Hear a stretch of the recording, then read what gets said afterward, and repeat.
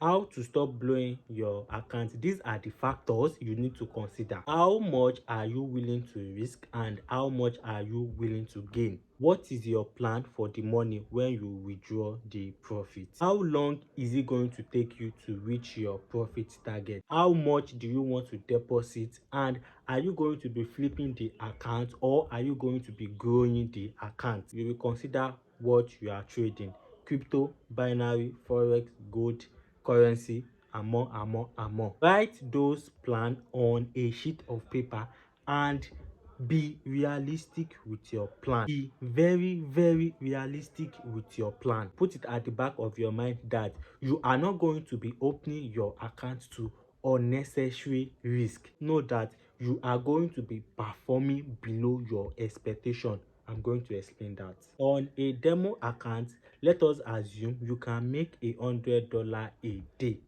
on your demo account. Now when you switch to live account, make sure you are just making $10 to $30.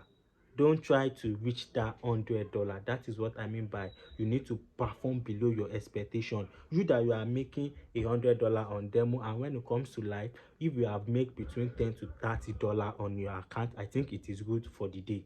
So that is how you are going to perform below your expectation. With that, know that you are saving portion of your account from unnecessary risk. If you make 1% profit or 1% gain is your maximum, like maximum performance, maximum gain for the day, that one also you are saving huge part of your account, portion of your account from unnecessary risk. Because if you make 0.50%, you can say okay, you are done for the day. Or even if you make 1%, you feel like I'm done for the day. Don't try to chase 2%, 3%. Remember, you need to work below your limit. The last but not the least is that you need to experience it, because experience is the best teacher.